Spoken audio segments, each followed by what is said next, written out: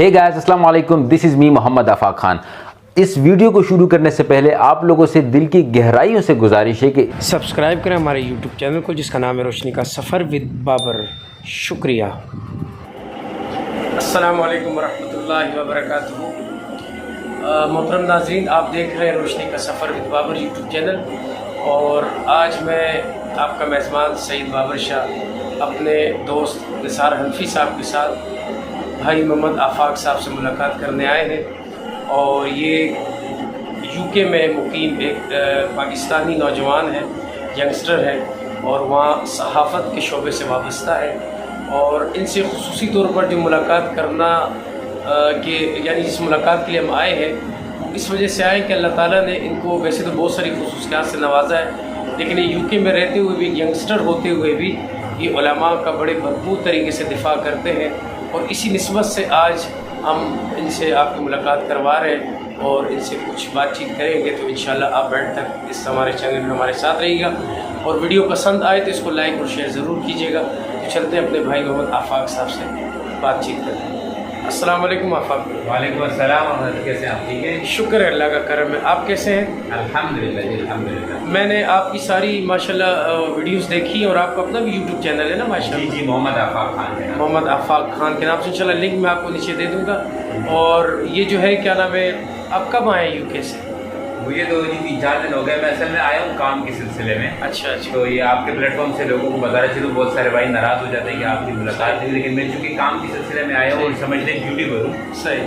और मैं एक चैरिटी से वाबस्ता हूँ, इस वजह से मैं आया हूँ। तो मैं 3-4 दिन के में था, आज मेरा दूसरे दिन है कराची में। अच्छा, माशाल्लाह। लेकिन ये चूँकि हमारी ये लोकल इलाका है हमारा, तो मैंने कहा चले आपको उस मुलाकात हो जाए, तो मुलाकात हो गई। अच्छा, हमें बड़ी हैरानगी होती है और बड़ी खुशी भी होती है जब हम आपकी वीडियोस देखते हैं फेसबुक पर, यूट्यूब पर, कि आप एक ऐसे माहौल में रहते हुए फिर इस तरह इतने ज़बरदस्त अंदाज से दलाइल के साथ उलमा का दिफा करना, और मौजूदा जो पाकिस्तान के जितने भी इश्यूज़ हैं उस पर बड़े बेहतरीन तरीके से लोगों को एक्सप्लेन करना, समझाना, बात पहुँचाना, बड़ी कमाल। तो ये इस्तेदाद, ये सलाहियत, ये शौक़, ये जज्बा कहाँ से पैदा हुआ? जी, वैसे तो शुरू से ही था, क्योंकि मैंने मेरी डिग्री है जर्नलिज्म में, मैंने मास कम्युनिकेशन किया हुआ है। लेकिन जब वहाँ पर गया, वहाँ पर जाने का मुझे एहसास हुआ कि उलमा की कदर क्या चीज़ होती है। सही।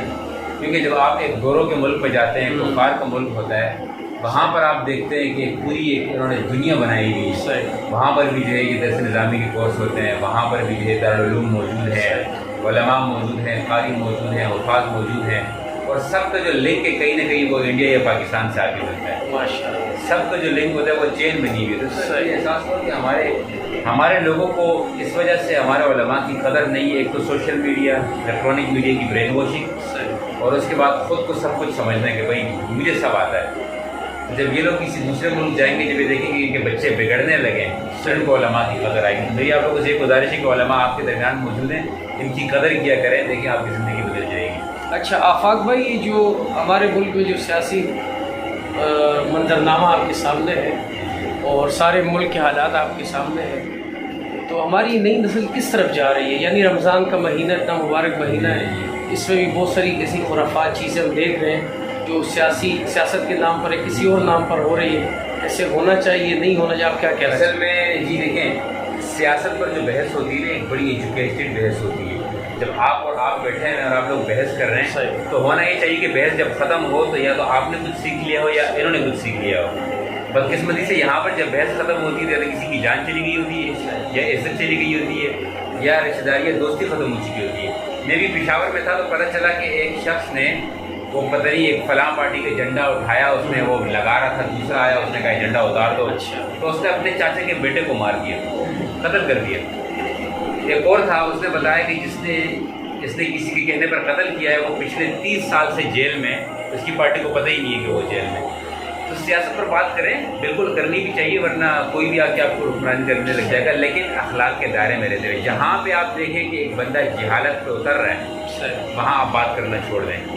आप यकीन करें कि आपका जो पॉइंट ऑफ व्यू है उसको अपने काम के जरिए लोगों तक पहुँचाएं। सोशल मीडिया की जो आपकी पोस्ट होती हैं, ज़ातियात पर किसी पर बात ना करें, चाहे वो किसी भी पार्टी का लीडर हो, किसी की भी ज़ातियात पर बात ना करें।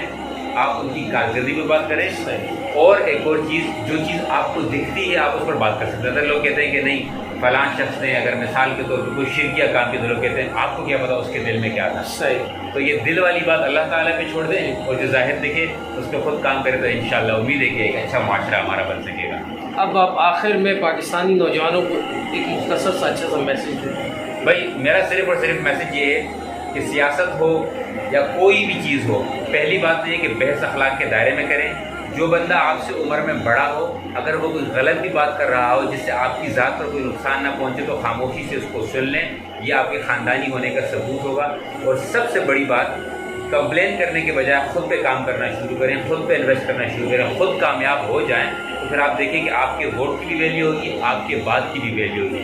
جو بندہ کچھ نہیں کماتا، جو بندہ مفت کی روٹیاں توڑتا ہے یا پھر جس کو پتہ ہی نہیں ہوتا کہ جاب کیا ہوتی ہے، اس کی بات کی ویلیو نہیں ہوتی.